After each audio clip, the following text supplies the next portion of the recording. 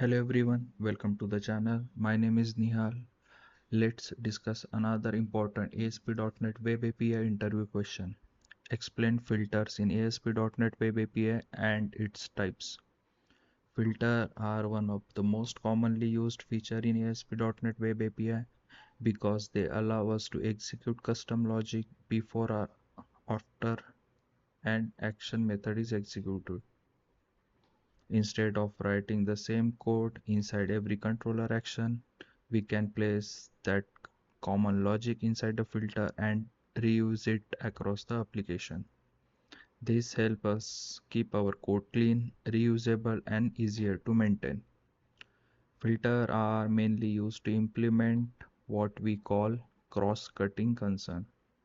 This includes authentication, authorization, logging, exception handling, request validation, auditing, and performance monitoring. These are functionalities that are required in multiple APIs but are not a part of the actual business logic. For example, suppose every API needs to log request details. Instead of writing logging code inside every action method, we can create a logging filter and apply it globally. The filter automatically executes whenever an API is called. Similarly, authentication and authorization can also be handled using filter instead of repeating code in every controller. Filter can execute code before an action methods run, after an action method completes, before the response is sent, when an unhandled exception occurs. They can also modify incoming requests and outgoing responses whenever required. Now let's understand the different types of filter shown in the image. Let's discuss about authorization filter. This filter executes first in the request pipeline.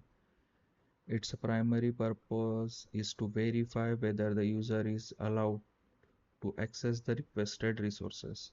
Typically, tasks performed by an authorization filters include validating JWT token, checking user roles, verifying permission, restricting access based on the policies.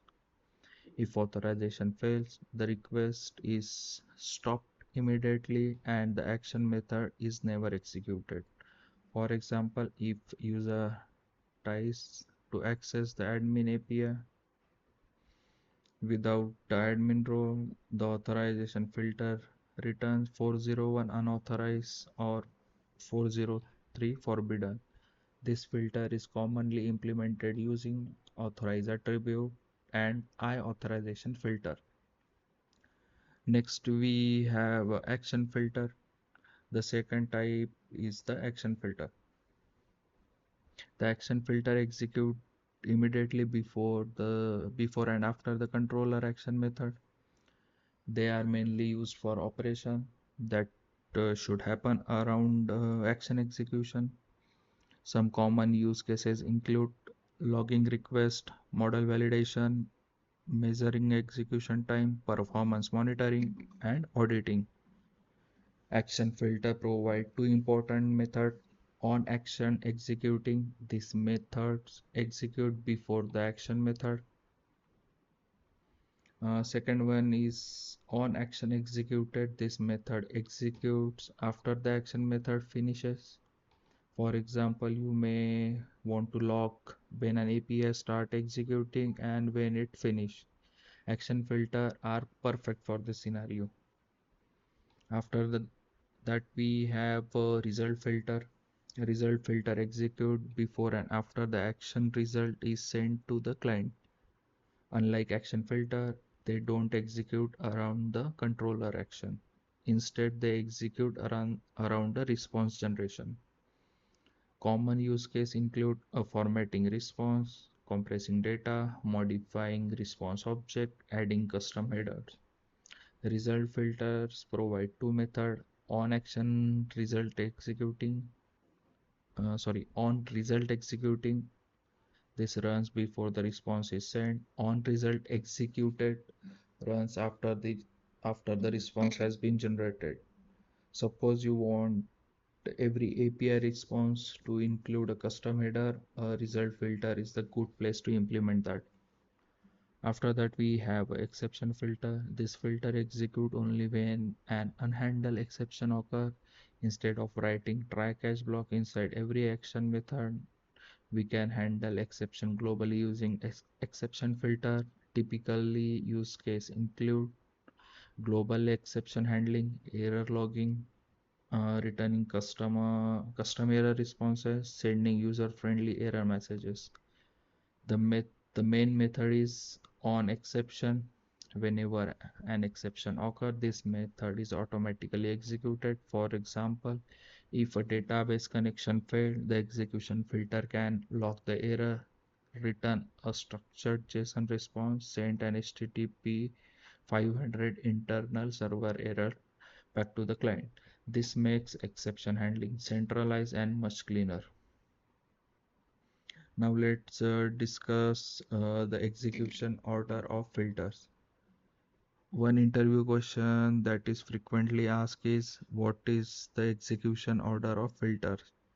The execution order is very important when a client sends a request. The pipeline works like this.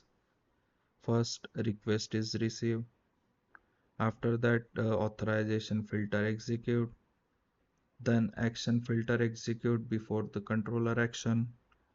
Controller action executes. Action filter execute after the action. Result filter execute before the response. After that, response is generated. Now the result filter execute after the response.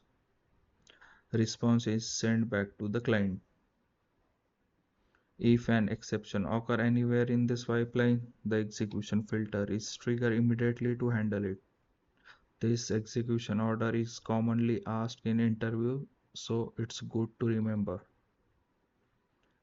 Now let's understand where we can apply filter. Filter can be applied at the three different level: global level, controller level, and action level. If we talk about the global level, the filter execute for every API in the application. After that, controller level, the filter applies only to a specific controller, and last is the action level. The filter executes only for a particular action method. This gives developers flexibility depends on the requirement. So let's talk about benefit of filters. Using filters provides several advantages. They help to achieve a separation of concern, code reusability, cleaner controller, better maintainability, easier debugging, centralized logic, improved scalability. Instead of repeating the same code across multiple APIs, we write it once inside a filter and reuse it anywhere. Now let's talk about some interview tips. If interviewer asks what is the difference between action filter and result filter, you can answer like that. Action filter execute before and after the controller action method, whereas result filter execute before and after the action result is generated and sent to the client. Another common interview question is which filter execute first. The authorization filter always execute first because it validates whether the user is allowed to access the API before any business logic to be executed. Now let's quickly summarize the filters. So first we have authorization filter. It validates authentication and permission. After that we have action filter, execute before and after controller action. Third one is the result filter, execute before and after sending the responses. And fourth one, we have exception filter, handle unhandle exception globally. Filter help remove duplicate code, improve maintainability, and keep a business logic separated from cross-cutting concern. That's it for this video. If you found this explanation helpful, don't forget to like, share and subscribe to the channel.